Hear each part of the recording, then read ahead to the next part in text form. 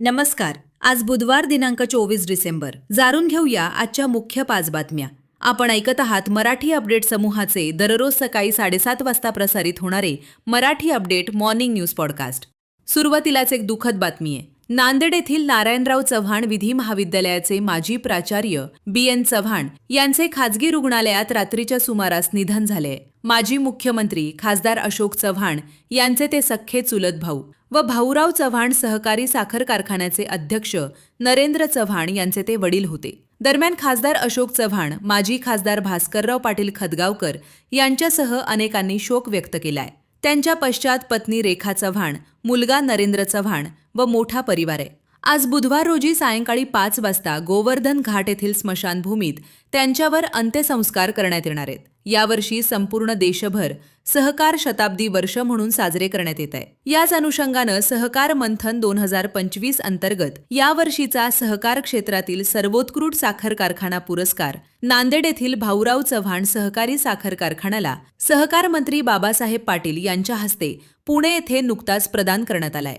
महानगरपालिका निवडणुकीच्या तोंडावर नांदेड काँग्रेसला पुन्हा खिंडार पडले असून काँग्रेस पक्षाचे माजी महापौर मसूद अहमद खान, माजी उपमहापौर शमीम अब्दुल्ला, माजी नगरसेवक अब्दुल हबीब बागवान, चांद पाशा कुरेशी, अब्दुल रसीद यांनी MIM पक्षात प्रवेश केलाय. काही दिवसापूर्वीच काँग्रेसचे माजी महापौर जयश्री पावडे, निलेश पावडे, माजी उपमहापौर सतीश देशमुख तरोडेकर यांनी भाजपात प्रवेश केलाय.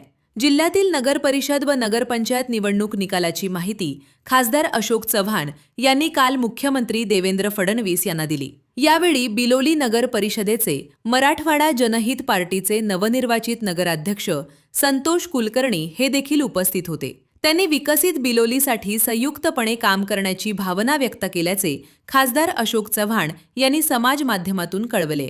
महानगरपालिका निवडणुकीसाठी उमेदवारी अर्ज दाखल करण्याची प्रक्रिया कालपासून सुरू झाली असून पहिल्या दिवशी 663 अर्जाची विक्री झाली आहे. मात्र एकही उमेदवारी अर्ज दाखल झाला नाही, अशी माहिती देण्यात आली आहे. माहूर तालुक्यातील मौजे बामनगुडा येथील शेतात काम करणाऱ्या महिलेवर बिबट्यानं हल्ला केल्याची घटना काल दुपारच्या सुमारास घडली आहे. मुलानं व शेजारच्यांनी आरडाओरडा केल्याने महिलेला सोडून बिबट्या पळून गेला असला तरी महिलेचे तोंड जबड्यात धरून चावल्यानं महिला गंभीर जखमी झाली असून तिच्यावर सिंदखेड येथे प्राथमिक उपचार करून माहूर ग्रामीण रुग्णालयामार्फत पुढील उपचारासाठी यवतमाळला हलवण्यात आले आहे. दररोज Marathi update morning news podcast ऐकण्यासाठी मराठी अपडेट पॉडकास्ट चॅनलला सबस्क्राईब करा. धन्यवाद.